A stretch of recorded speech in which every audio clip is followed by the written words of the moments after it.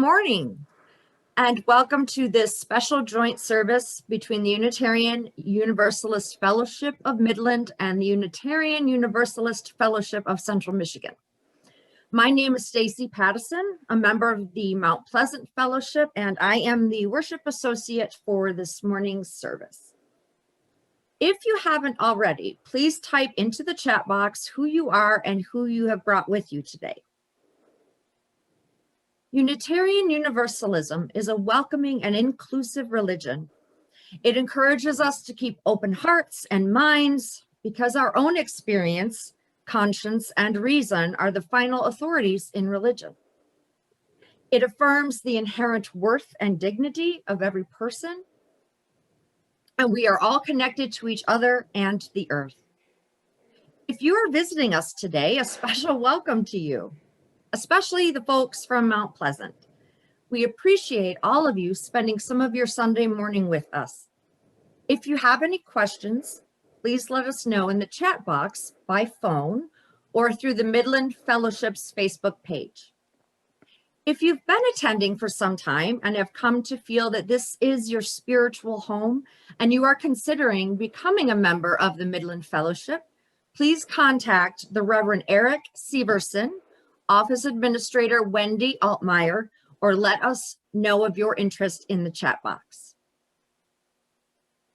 If you have a candle at home and would like to join in our chalice lighting remotely, now would be a good time to get that ready. We will be including joys and sorrows this morning, as is the custom during the Midland service. You will want to find the participant icon to raise your hand for that. And we will now move on to announcements. You will see them on your screen. The UUA General Assembly worship is next week on Sunday, June 27th at noon. Join us for the largest annual gathering of UUs convening virtually for worship.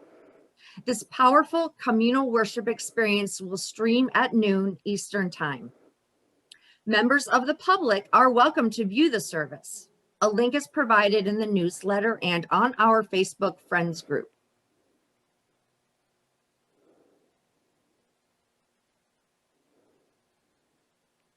We want to know how you are doing, so we have sent out a survey link.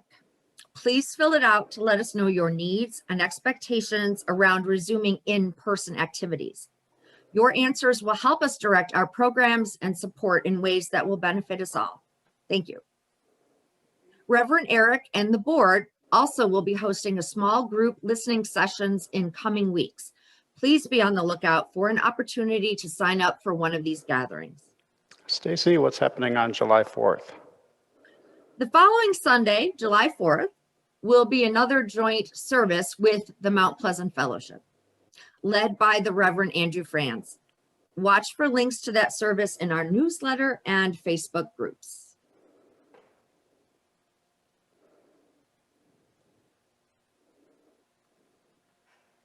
Building and grounds will be working at the fellowship Wednesday mornings from 9 a.m. till noon during the summer months. To lend a hand, contact Patricia Callahan or just show up. June is LGBTQ+ month. Send your pictures of Pride celebrations to office@uufom.org. The fellowship grounds are open. Would you like to host a gathering there? Contact Wendy for details.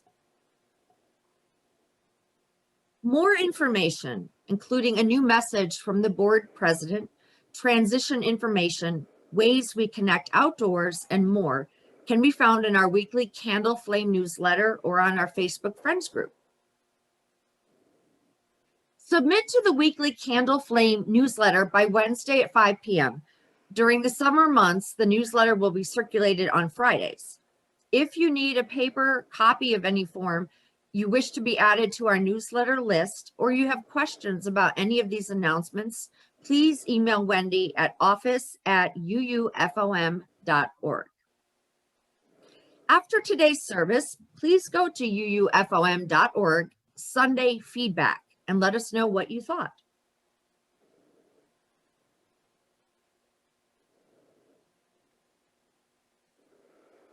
Once again, if you have a candle or chalice at home and would like to light it now, please do so. Please join in reading our chalice lighting words today by the Reverend Carl G. Seberg. Let there be joy in our coming together this morning. Let there be truth heard in the words we speak and the songs we sing. Let there be help and healing for our disharmony and despair. Let there be silence for the voice within us and beyond us. Let there be joy in our coming together. And now Reverend Eric will share our opening words. Thank you, Stacy.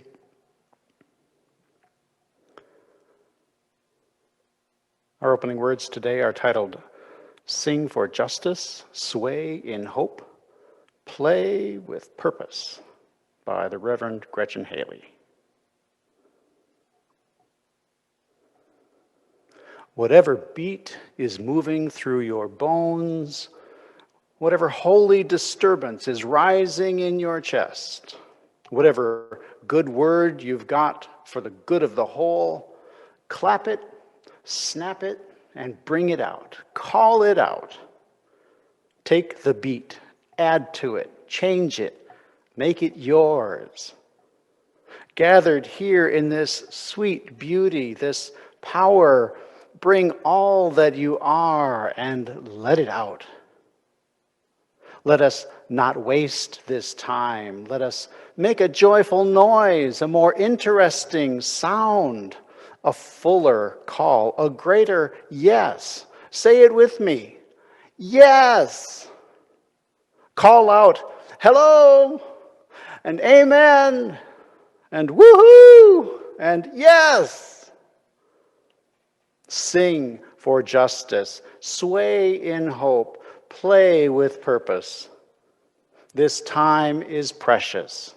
You are precious, and all of us. This chance is a gift. Each breath is a gift. Being all together is a gift. Let's celebrate. Find a new rhythm, write a new song, make a new march. For this longing, this dreaming, this discovery, for the urgent call of this day, for courageous love. Let it ring out. Come, let us worship together. Thank you, Reverend Eric. With your mics muted, please join Melanie Willison and Reverend Eric in singing our opening hymn, number 361, Enter, Rejoice, and Come In, with words and music by Louise Raspini, arranged by Betty A. Wilder, and accompanied by Melanie. Enter, rejoice, and come in. Enter, rejoice, and come in. Today will be a joyful day. Enter, rejoice, and come in. Open your ears to the song. Open your ears to the song. Today will be a joyful day. Enter, rejoice, and come in. Open your hearts, everyone. Open your hearts, everyone. Today will be a joyful day. Enter, rejoice, and come in. Open, don't be afraid of some change. Don't be afraid of some change. Today will be a joyful day. Enter, rejoice, and come in. Open your... Oops, what are we doing? Start again. Okay. Enter, rejoice, and come in. Enter, rejoice, and come in. I hope everyone's singing. Today will be a joyful day. Enter, rejoice, and come in. Whee! And now Reverend Eric will share a time for all ages. Thank you, Stacy. Thank you, Melanie. Our story today is one created by some of the children of First Unitarian Society in Madison, Wisconsin, where I served as ministerial intern in 2017. I share it with you today in the spirit of play. Let's begin. Once upon a time, there was an animal. What kind of animal? There was a cat. Once upon a time, there was a cat, and the cat's name was...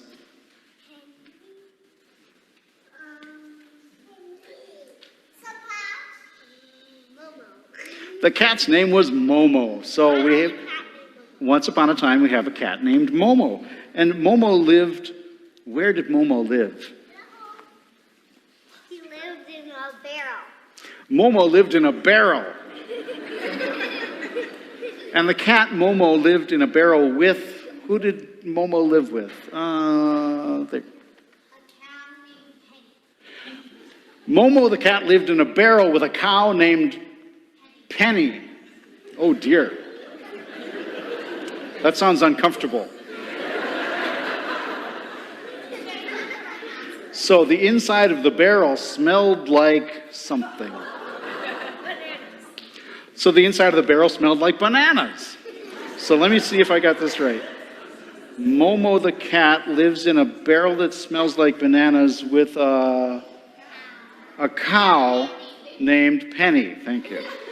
Whew. So this barrel is surrounded by something. What was it surrounded by? It was surrounded by sand. By sand. So the barrel is surrounded by sand. So Momo and Penny, the cat and the cow, live in a barrel that smells like bananas in the middle of a desert, maybe. Well, every day, Momo and Penny had a special day. And what day was that? Their birthday. They had a birthday. Every year, Momo and Penny had a birthday. Let's say they shared a birthday. But in order to celebrate a birthday, you need something. What do you need to celebrate a birthday? Okay. You need a celebration. What do you need to celebrate? What kinds of things do you need to celebrate? Candles. Yes, you could say we need candles for a cake, maybe. So Momo, the cat, and Penny, the cow, lived in a barrel that smelled like bananas. They had a birthday every year, but they needed candles. And the only place to get these candles was where? The grocery store. Was the grocery store. And how far away was the grocery store? Who hasn't answered yet? No, an inch away. An inch away.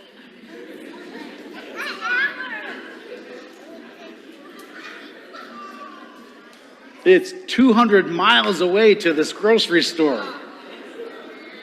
And how long does it take them to go 200 miles?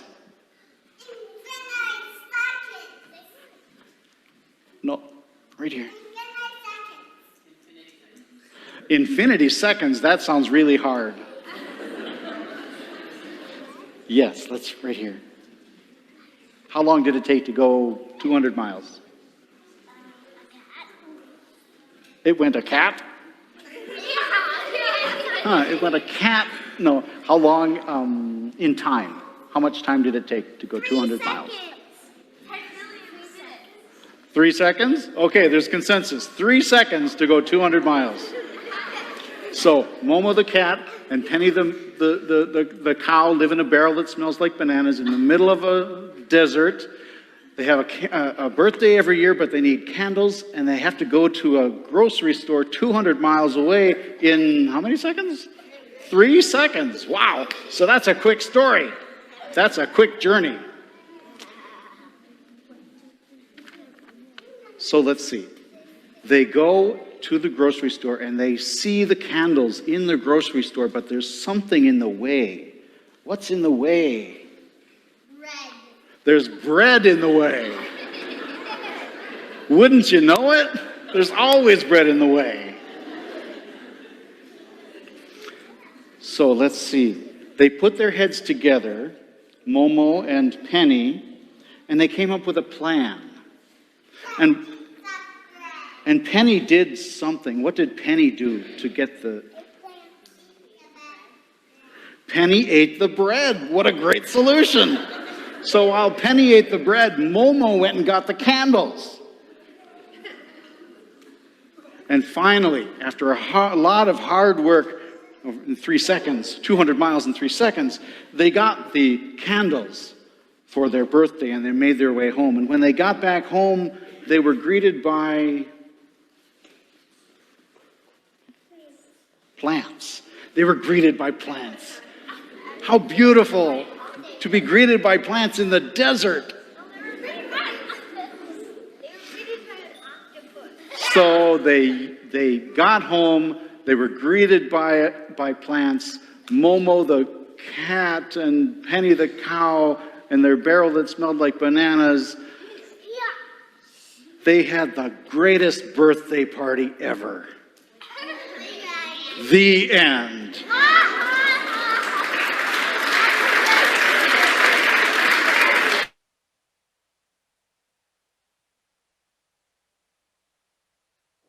I can tell you there was a lot of joy in that room on that day. Let's see. Before we share our joys and sorrows, I would like to take a moment to express my deep gratitude to everyone in the Midland congregation for hanging in there through an extremely tough year. Thank you to the parents, children, elders, and everyone who is technologically challenged or neuroatypical, who found in our online options more barriers than connections. Thank you for your honesty and persistence as we figure things out. Thank you to everyone on our governance side involved in minding our resources, the Board of Trustees for helping manage the many stressful pieces of the puzzle, the Building and Grounds Committee and our gardeners extraordinaire for maintaining our facilities and grounds and planning improvements. Thank you to the Stewardship Committee for inspiring members and friends to support the fellowship financially. The Finance Committee for keeping us out of the weeds. The Serendipity Auction Committee and all who donated to it for helping us raise more than $11,000. The Endowment Committee for ensuring our long-term viability. The Committee on Ministry for monitoring the congregation's needs. Thank you to everyone on the ministry side, minding how we care for one another. The pastoral care team for reaching out to those in need. The worship team for keeping us connected through top-notch services. The engagement team for trying new things to help keep us engaged. The COVID-19 task force for helping us stay safe and plan a path forward. The health and safety team for reviewing our vulnerabilities and planning safeguards. Love team leaders for sorting through opportunities to serve the greater good. The religious education team and new DRE search team for your support and faith during a difficult search process. Covenant Group, Sangha, CUPS, and virtual choir members and leaders for keeping our small groups running. Thank you to our active staff members, Wendy, Melanie, Sandy, for your dedication and hard work. To Andrew and Jan, soon returning from extended leave, for your patience. And to Shayna for stepping up and helping to keep our families connected. Thank you, one and all. We are better for your efforts. Today we mark the customs and holidays of LGBT Pride Month, of Father's Day, and of Juneteenth, now a federal holiday celebrating the abolition of slavery.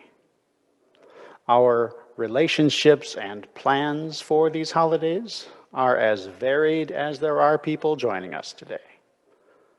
Whatever your circumstances, and holding all of our joys and sorrows in our hearts, I invite you now to center yourselves and enter into a time of reflection, meditation, or prayer. Today's meditation, Joy, is by Terry Pahaki.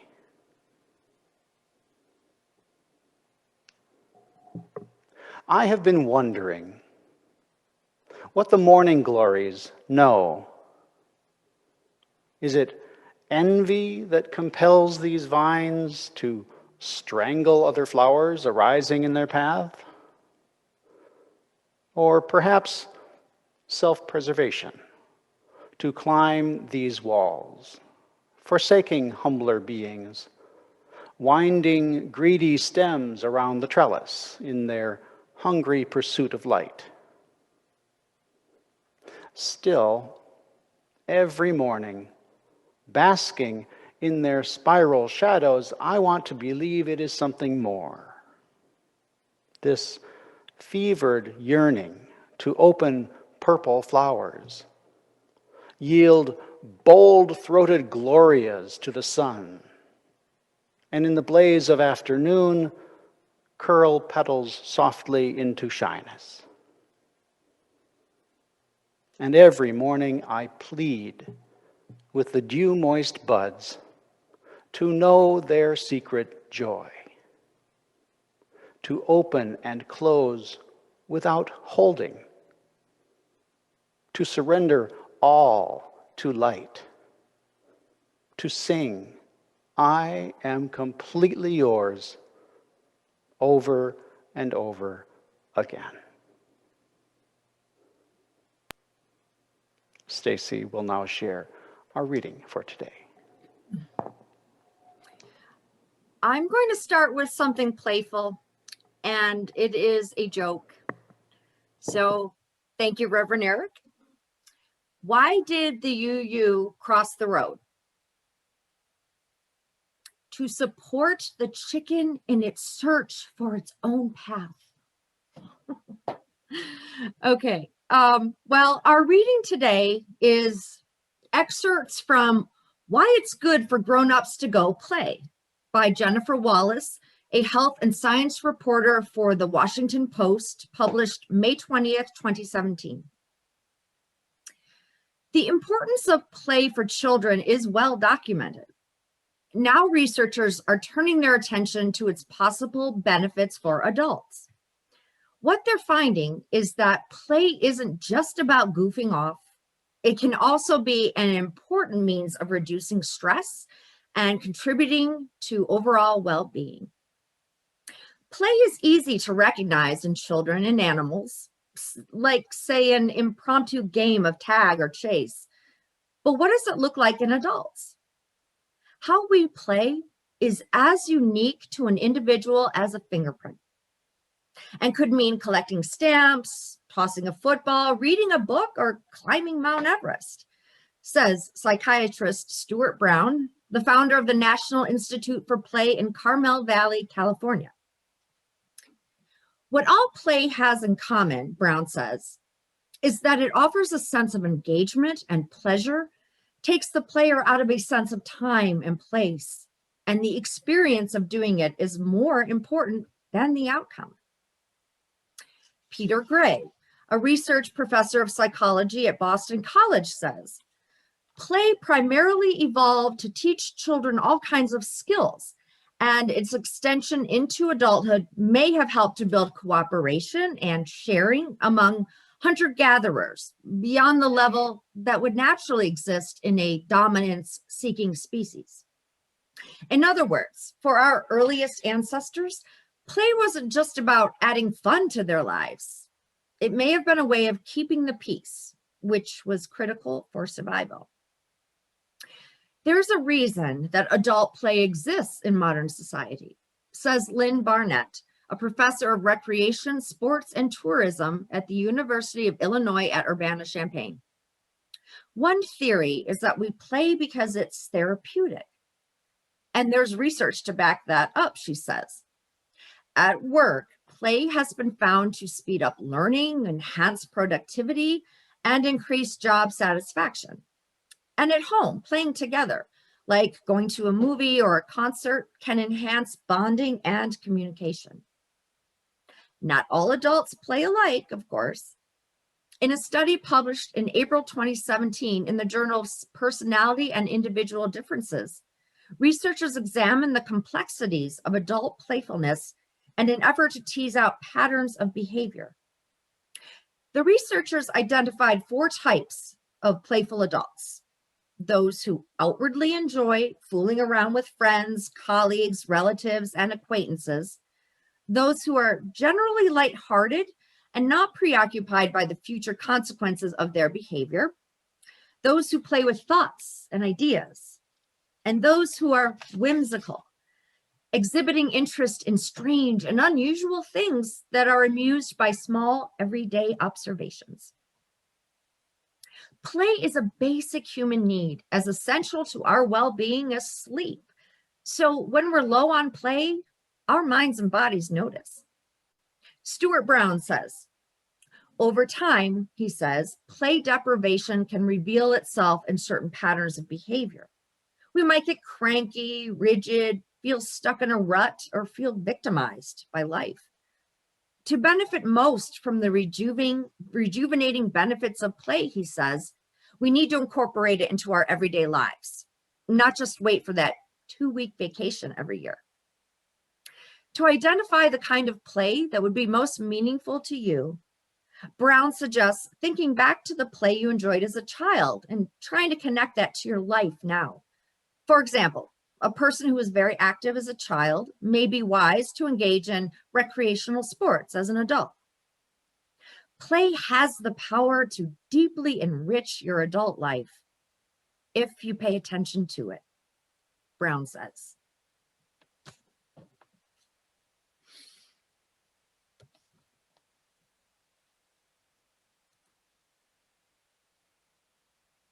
Please join us now for the Coppelia Waltz by Leo Delibes, musician Melanie Willison.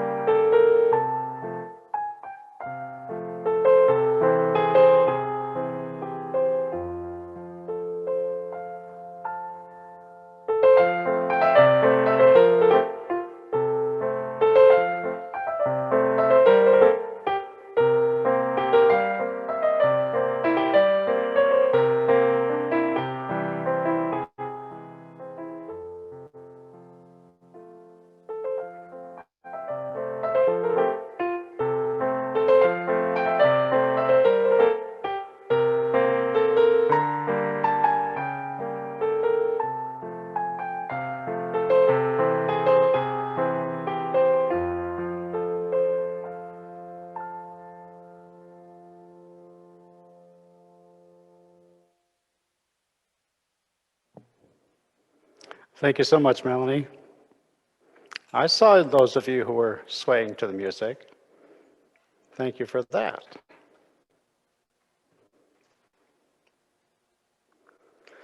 Unitarian Universalist, never mind. Here we go. Unitarian Universalist and Hugo and Nebula award-winning novelist Kurt Vonnegut once wrote this in his book, A Man Without a Country. I tell you, we are here on earth to fart around, and don't let anybody tell you different. And so I begin today's reflections with a joke. How many Unitarians does it take to change a light bulb? The answer, one of many answers. We choose not to make a statement either in favor of or against the need for a light bulb. However, if in your journey you have found that light bulbs work for you, that is wonderful. You are invited to write a poem or compose a modern dance about your personal relationship with your light bulb. Present it next month at our annual Light Bulb Sunday service, in which we will explore a number of light bulb traditions, including incandescent, fluorescent, LED, three-way, long life, and tinted, all of which are equally valid paths to luminescence. And our Building and Grounds Committee looks forward to discussing the proper installation of our light bulbs ad infinitum at its next meeting.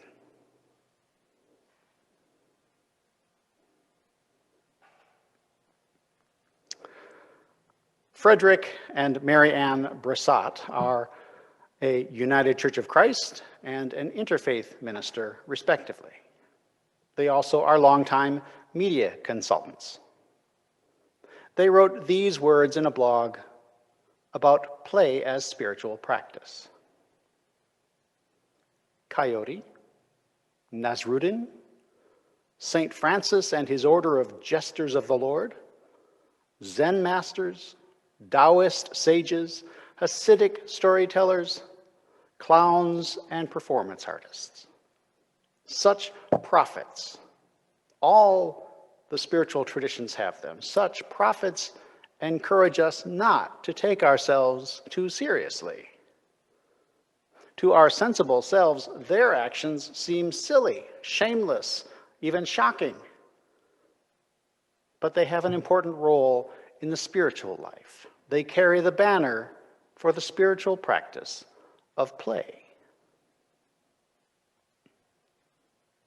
I don't know about you, but exercising any particular spiritual practice consistently has been a lifelong challenge for me. So I welcome the idea that I might engage mindfully with the world through play. Play, wrote the Bressots, is the exuberant expression of our being. It is at the heart of our creativity, our sexuality, and our most carefree moments of devotion. It helps us live with absurdity, paradox, and mystery. It feeds our joy and wonder. It keeps our search for truth and meaning down to earth. And isn't supporting one another in our search for truth and meaning one of the reasons we are here in this gathered community? Again, I don't know about you, but I am starved for play. I've forgotten what it's like to play hopscotch. I've forgotten how to play chess. Yes, even though I just won a beautiful handmade chess set in the Serendipity auction. And I miss days gone by when I flew kites with my child. Just for fun, of course. Why else would you fly a kite? It is true that video game companies, Nintendo and many others, have made big bucks during the pandemic as online and offline gaming worldwide has spiked. But COVID-19 on the whole has limited our interpersonal interaction. We've all worked very hard to hold our lives together for the last 15 months. And many of us are aching for companionship, freedom, and public socializing. But closing down was easy. Opening up again is the hard part. There will be plenty of work ahead to re-engage with one another in ways that are both safe and equitable as we prepare to reopen our facilities and resume our activities. So let us pause today to take a deep breath, to relax a bit, to laugh, and to play together.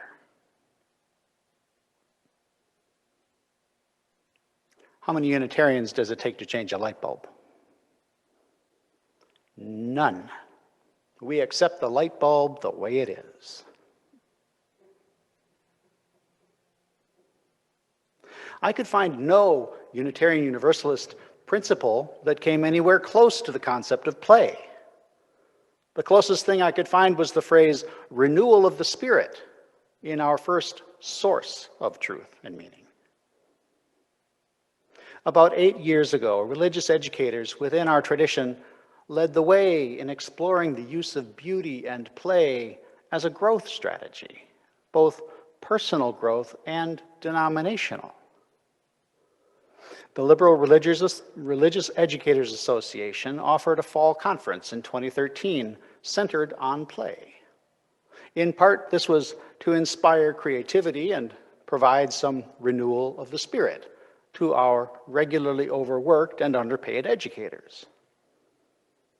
The Reverend Tandy Rogers described in a blog post that year how organizers understood religious educators as the natural incubators, inciters, and keepers of our faith formation and identity. A spiritually mature, fed, and centered religious educator, she wrote, is essential to healthy growth of every kind. And so the conference included PlayStations, not the video game consoles, but physical playstations with activities that evoked imagination, creativity, and connection. These included items such as magic magnetic muck dusters to sweep away icky emotional or spiritual residue from past encounters. An adult-sized ball pit, can you imagine, in which several balls were written on with prompts to encourage personal sharing if you were in the ball pit with someone else. And art and craft projects involving necklace charms, story stones, and prayer candles. People crave to make meaning of their world, wrote Rogers. Creating art is an important way to explore faith identity bubbling up. The world needs more beauty, she said. And she invited Unitarian Universalists around the world to add art and play into all aspects of congregational life, particularly as a way to stretch into multi-generational programming.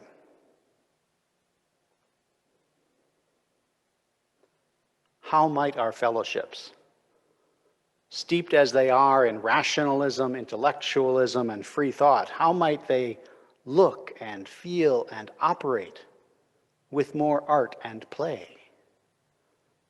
Imagine the creative energy, passion, and joy that we might unleash. All the many ways we might connect with newcomers and one another, and with our personal sources of meaning. Do we dare to play? Yeah. Let's make a joyful noise. Particularly as we move forward with fewer social restrictions, let's restore old connections, build new ones, and add some fun to our lives.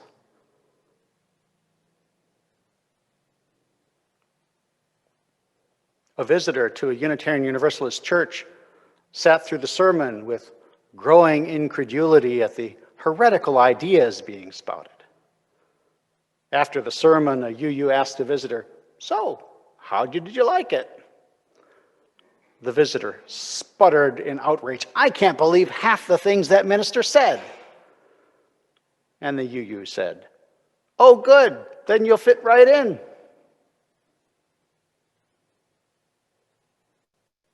That was a joke.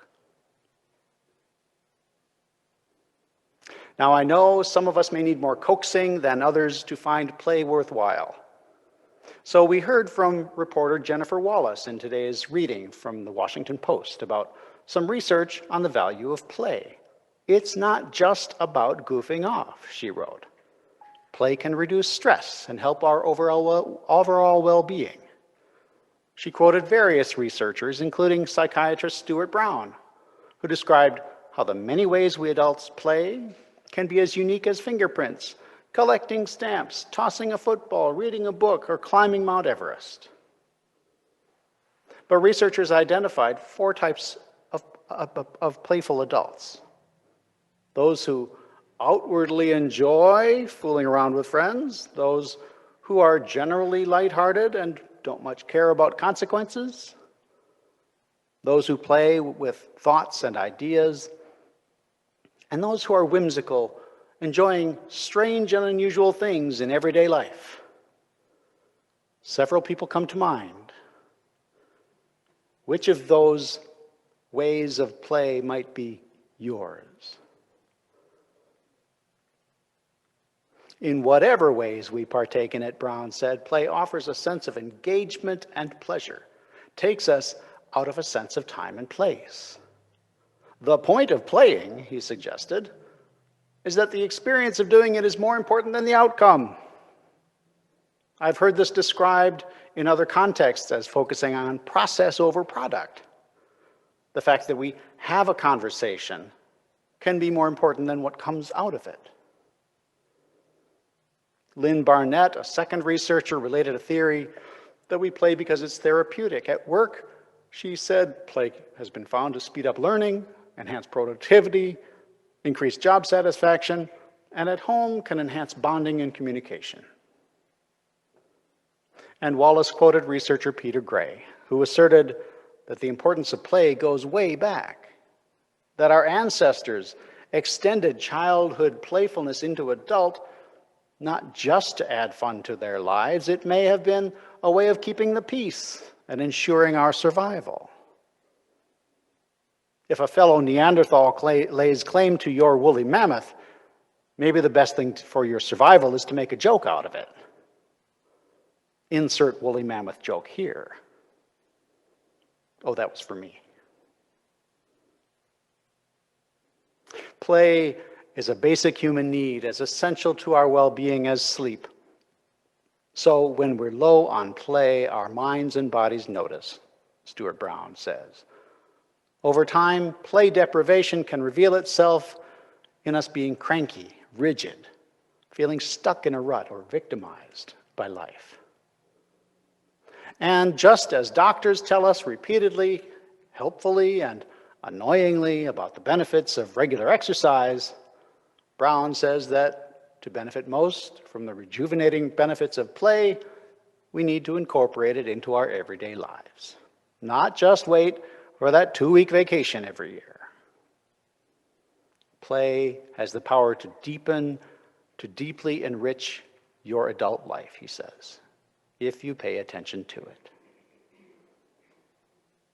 Perhaps by doing so, we can achieve the patience, insight, and joy that Terry Pahucky described in today's meditation, to see one's relationships in greater context, to create stronger bonds, to find deeper meaning, truth, and understanding in the simplest things, like the striving and yearning, the openness and shyness, the wisdom and secret joy modeled for us in the life of a flower.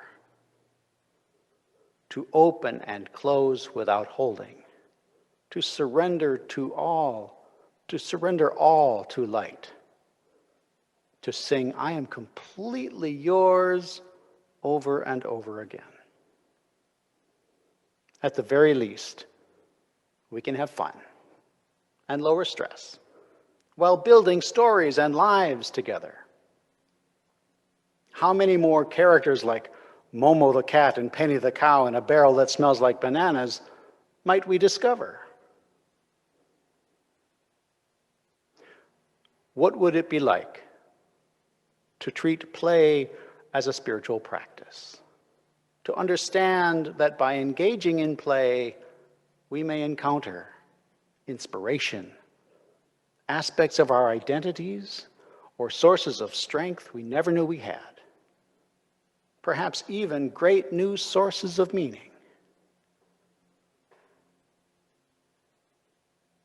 As we prepare for the benefits and challenges of summer days ahead, May we bring all that we are to this life. May we not be afraid of some change. May there be help and healing for our disharmony and despair. Whatever beat is moving through your precious bones, let us add to it and make it ours. May we celebrate a new rhythm, write a new song, find for the urgent call of this day for courageous love, let it ring out. With full-throated glorias, may we make a joyful noise. May there be truth in the words we speak and joy in our coming and our going. I end today with this true Sunday school story by the Reverend Christine Robinson in Albuquerque, New Mexico. The kindergarten class was discussing prayer, and the children seemed aware that the way you end a prayer is with Amen. Does anyone know what Amen means? The teacher asked. There was a long silence. Then one little boy piped up with appropriate computer-age gestures and said, well, I think it means like send. Blessed be and Amen.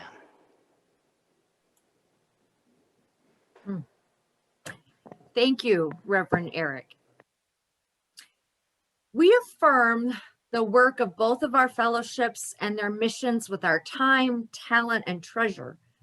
We continue to rely on you paying your pledges and providing what you would otherwise drop into the collection plate. Please give as generously as you can, and may what you give bring you joy. Thank you for your generosity. Let's now share in an offertory. Humoresque by Antonin Dvorak, played for us today by Melanie Willison.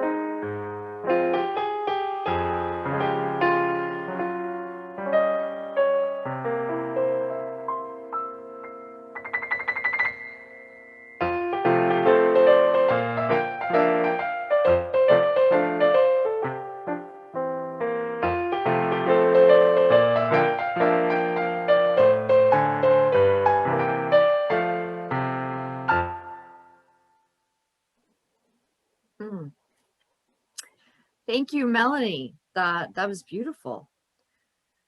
And now, with your mics muted, please join Melanie and Reverend Eric in singing our closing hymn, number 407. We're going to sit at the welcome table by Mary Ellen Walden.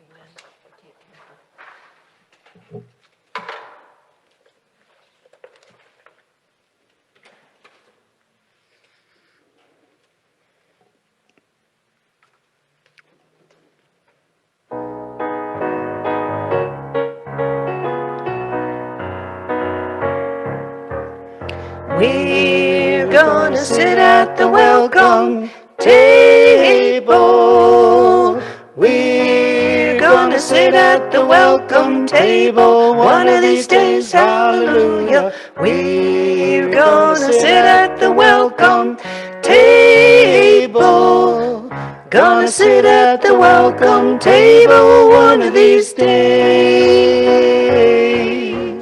All kinds of people around that table. All kinds of people around that table. One of these days, hallelujah. All kinds of people around that table. Gonna sit at the welcome table one of these days. No fancy style at the welcome table. No fancy style at the welcome table. One of these days, hallelujah. No fancy style at the welcome table. Gonna sit at the welcome table one of these days.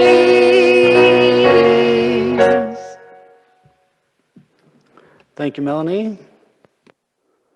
Our closing words today are by the Reverend Mary Ann Radmacher.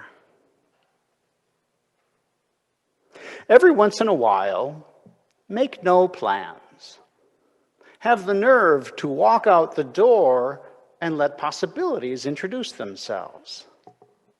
Wander, imagine, stare, be surprised. Parades will find you.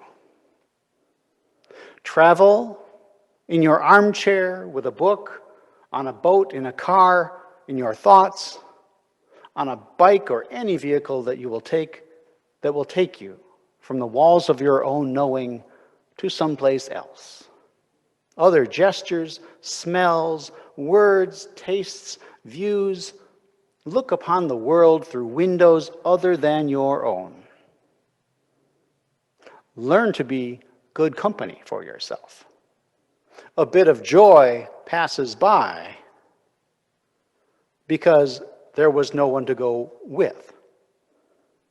A party of one is sometimes the best time.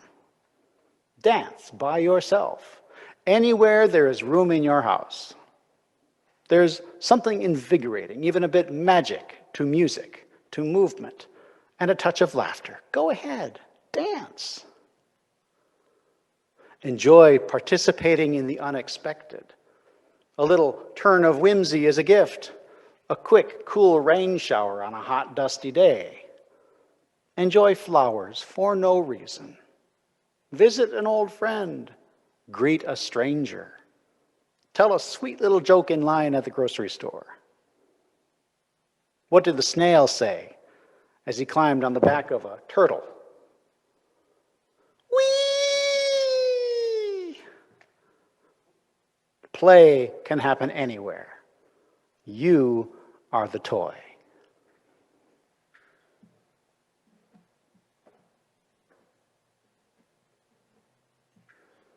Thank you to everyone who helped make this service possible today, especially our guest worship associate, Stacy Pattison. And thank you all for joining us today. Following the postlude, we'll have our virtual coffee hour. We invite you to stay to chat if you can. You may choose to stay in the main room and speak with me, or join one of the breakout rooms for conversation and fellowship. Our musician today, Melanie, will now play a postlude titled Bagatelle by Alexander Cherepnin. Please take this time of transition to continue to contemplate the experience we shared this morning, if you need to take a break before returning to conversation.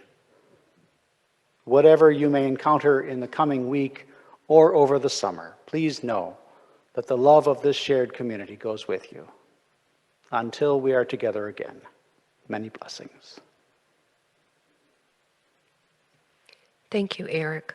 I'm sharing this song because it's full of chromatic scales and it's fun to play. I hope you enjoy it.